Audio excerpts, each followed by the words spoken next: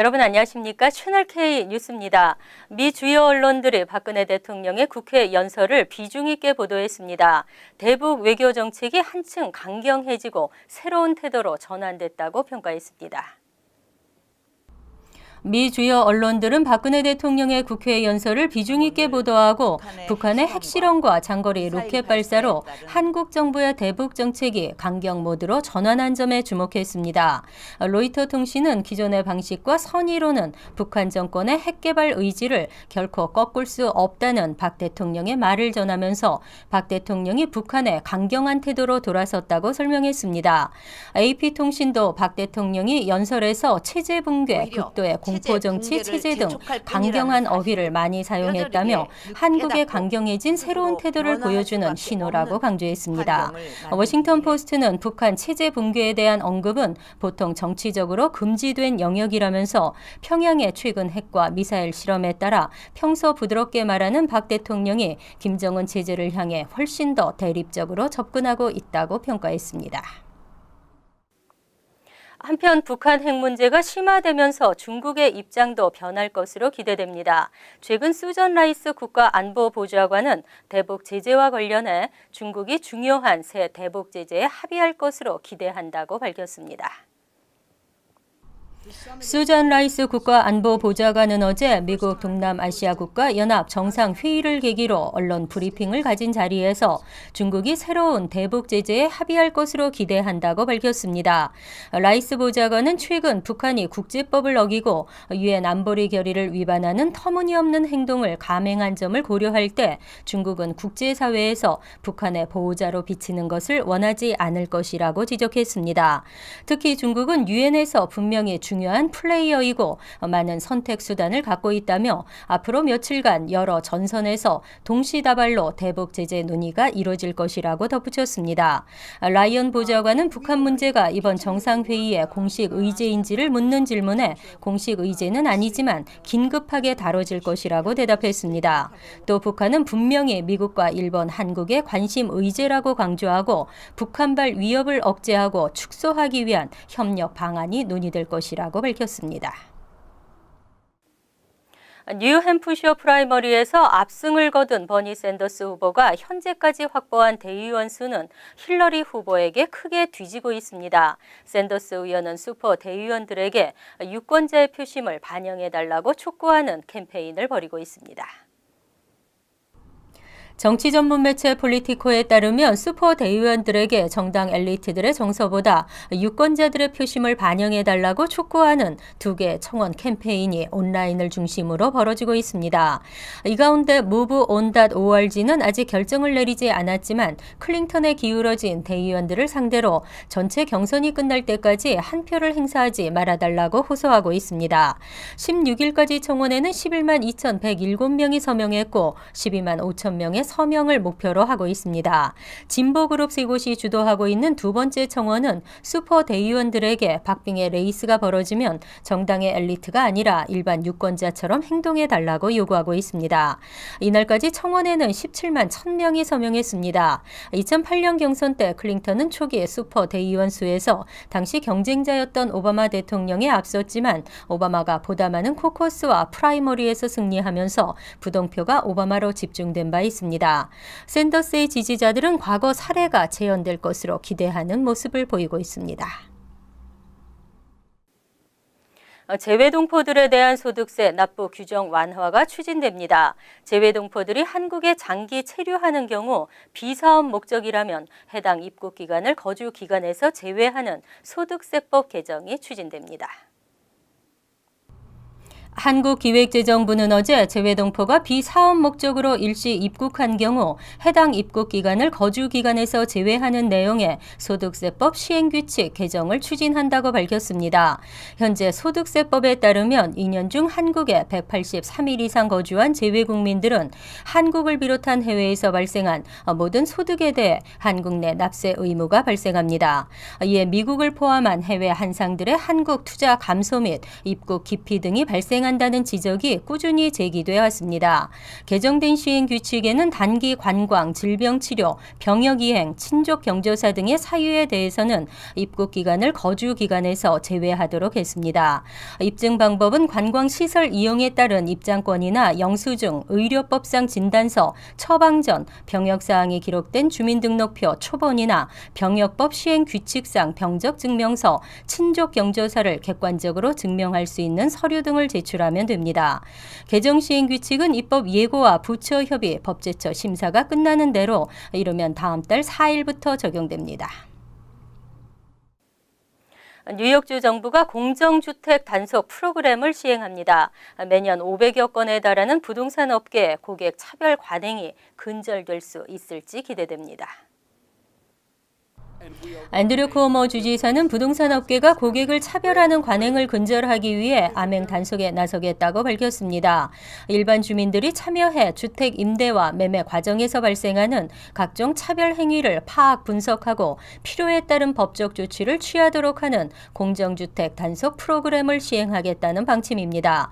이 단속 프로그램의 핵심은 테스터라고 불리는 특별 교육을 받은 일반 주민들이 업계 차별 실태 조사에 직접 투입된다는 점입니다. 주정부는 테스터들을 고객으로 위장시키고 실제 아파트 렌트나 매매 상용 공간 리스 등을 진행할 계획이라고 밝혔습니다. 이 과정에서 테스터들은 부동산 중개업자나 건물주로부터 받는 서비스를 기록하고 각종 서비스와 절차 정보를 수집합니다.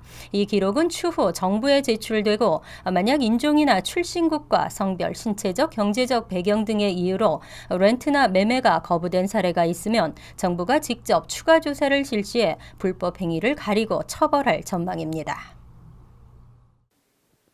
어제 오전 맨해튼 그랜센트럴역에서 정전이 발생했습니다. 다행히 출퇴근 시간임에도 프레지던트데이 휴일이라 큰 혼잡은 없었지만 승객들은 불편을 겪었습니다.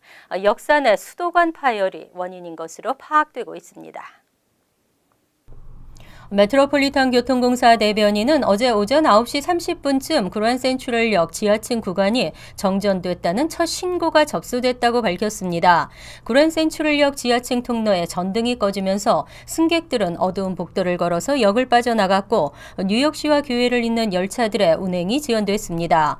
지하층에서는 또 열차표 자동 발매기기가 작동하지 않았고 통로 옆 상점들도 갑작스러운 정전으로 문을 닫는 등 영업에 차질을 빚었습니다. 1층 중앙홀은 평상시와 다름이 없었지만 1층 일부 구간도 간헐적으로 전기가 나가는 등 불안정한 상태를 보인 것으로 알려졌습니다. 다행히 어제는 공휴일인 프레지던트 데이라서 출퇴근 시간임에도 큰 혼란은 빚어지지 않았습니다. 하지만 정전된 구간으로의 출입이 통제되면서 이용객들이 불편을 겪었습니다. MTA는 역사 내 수도관 파열이 정전의 원인인 것 같다고 설명했습니다. 메트로폴리탄 교통공사가 파일럿 프로그램의 일환으로 주요 전철역에 전문 요원을 배치하기로 했습니다. 역사 내에서 벌어지는 모든 긴급 상황에 효과적으로 대비할 수 있을 전망입니다. MTA와 교통노조가 뉴욕 시내 4개 전철역 승강장에 전문 요원을 배치하고 승객들의 위급 상황에 신속히 대응하는 파일럿 프로그램을 도입할 계획이라고 밝혔습니다. 전문 요원은 승강장을 돌아다니며 갑작스런 열차 운행 지연으로 불편을 겪는 승객에게 대안 노선 정보를 제공하거나 선로에 떨어뜨린 휴대전화 등 개인 물품을 찾아주는 서비스 등을 제공할 예정입니다. 승객이 갑작스럽게 다치거나 아픈 상황에서도 신속하게 응급조치를 지원할 계획입니다. MTA 측은 이 파일럿 프로그램이 런던 지하철을 롤 모델로 추진되고 있다며 역사 내에서 승객들을 적극적으로 돕는 것이 목표라고 설명했습니다. 파일럿 프로그램은 우선 맨해튼의 컬럼버스 서클이나 퀸즈 잭슨 하이츠와 같은 환승역에 도입될 것으로 전망됩니다. MTA와 교통노조는 프로그램의 적용 범위 등에 대한 합의가 끝나면 내년 초 시행을 목표로 하고 있습니다. 교통노조는 이 시스템의 도입으로 새로운 일자리도 창출될 것으로 기대하고 있습니다. 9.11 테러 추모 기념관이 관람객들이 풀에 던지는 동전을 자제할 것을 호소했습니다. 한 해 약 3,000달러에 달하는 동전이 쌓이지만 이 동전들로 인해 배수에 문제가 생기기 때문입니다. 지난 14일 뉴욕 포스트 등은 9.11 테러 추모 기념관이 관람객들에게 사각풀에 동전을 던지는 행위를 자제할 것을 호소했다고 보도했습니다. 기념관은 풀에 던져진 관람객들의 동전이 수천 달러에 달한다고 밝혔습니다. 기념관 홍보 담당자는 풀을 포함한 곳곳에서 발견된 동전은 2014년에만 2,735달러나 됐다며 관람객들은 부디 동전 던지기를 삼가해달라고 말했습니다. 기념관이 수시로 인부를 동원해 풀을 청소하고 있지만 관람객들의 동전 던지기가 계속된다면 허사에 그칠 것이라고 판단했기 때문으로 분석됩니다. 관람객들이 들르는 풀은 테러 당시 무너진 월트레이드 센터 자리에 설치됐습니다. 이단 폭포형으로 둘레에는 사고 희생자들의 이름이 새겨져 있습니다. 월드리포트입니다. 알프스의 설원을 언제까지 즐길 수 있을까요? 지구온난화로 눈을 보기가 점점 어려워지고 있는데요. 인공눈이 아니라 이젠 플라스틱으로 눈을 만들었습니다. 알프스 산맥에 위치한 스위스의 고급 스키 리조트. 하얀 눈이 소복이 쌓인 그림 같은 풍경이 펼쳐집니다. 하지만 지구온난화로 해가 갈수록 눈이 늦게 내려 이런 설원을 즐길 수 있는 날이 짧아지고 있습니다. Pour toutes les activités qu'il peut y avoir, comme les chiens de traîneau, comme le ski, le snowboard, et puis la montagne, en fait, on veut toujours qu'il y ait un petit peu de neige, de froid. 프랑스 북부의 파드칼레주. 눈을 보기 힘든 지역이지만 이곳에도 스키장이 있습니다. 언뜻 보면 일반 스키장과 다를 바 없는데 바닥에 깔린 하얀 슬로프의 정체는 눈이 아닌 플라스틱입니다. It's cool that we can ski not on snow and that we can do it all year round, even in the hot weather and the windy rain. So I think it's amazing. 원래 광산이 있던 곳으로 새 광물 더미에 플라스틱을 깔아 스키 슬로프를 만든 겁니다.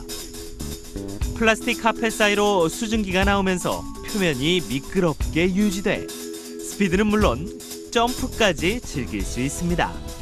Simplement, il faut mettre un peu plus de pression. Mais par contre, lorsque l'on sait bien skier ici, c'est encore plus facile sur la neige. 일반 스키에 비해 비용이 적게 드는 것도 빼놓을 수 없는 장점입니다. On commence à 5 € avec location et prêt de matériel. On finira peut-être à 10, 12 € si on est un peu plus spécifique. 눈 없는 겨울이 현실화될 가능성이 커지면서 눈 없는 스키장에 대한 관심은 갈수록 높아질 것으로 보입니다. 간추린 소식입니다. 오바마 대통령이 연방 대법관 후임 인선 논의를 시작한 가운데 후임자 중 한국계 루시고 판사가 물망에 오르고 있습니다. 워싱턴 DC에서 태어난 고 판사는 하버드대 학부와 법학 전문 대학원을 졸업했으며 연방 법무부에서 일하고 2008년 캘리포니아주 센타클라라 카운티 지방법원 판사가 됐습니다. 고 판사 외에도 2명의 아시아계 법조인이 대법관 후보로 거론되고 있는 가운데 백악관은 다음 주 후임자를 지명할 예정입니다. 에드워드 맹가노 나소 카운티장의 휴대전화번호로 섹스팅 문자가 나돌아 경찰이 수사에 나섰습니다. 맹가노 카운티장은 자신의 휴대전화번호로 위장해 여러 여성들에게 음담패설이 섞인 문자를 보낸 것을 확인했다며 범인을 찾아내 모든 법적인 책임을 묻겠다고 강경한 입장을 보였습니다. 음담패설이 담긴 문자는 다른 번호를 이용해서도 맹가노 카운티장으로 가장해 문자를 전송했습니다. 엘리엇 스피처 전 뉴욕 주지사가 여성을 폭행한 혐의로 경찰 조사를 받은 것으로 드러났습니다. 스피처 전 주지사는 지난 13일 오후 8시쯤 맨해튼 프라자 호텔에서 25세 여성의 목을 조른 혐의입니다. 이 여성과의 관계는 확인되지 않고 있으며 여성은 조사를 받고 러시아로 돌아간 것으로 알려졌습니다. 스피처 의원 측은 논쟁할 거리가 되지 않는다며 관련 사실을 부인했지만 성매매 파문으로 주지사 측에서 사임한 바 있는 스피처 전 주지사에게는 부담이 될 전망입니다. 메트로폴리탄 교통공사가 뉴욕시에서 운행되는 모든 버스에 감시 카메라를 설치하고 버스 정류장에 불법으로 주정차하는 차량을 적발합니다.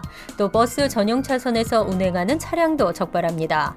버스 정차 지점에 주정차하다 카메라에 사진이 찍힐 경우 벌금 $250, 버스 전용 차선에서 운행하거나 불법으로 주정차하면 $350의 벌금이 부과됩니다. 환율과 증권 소식입니다.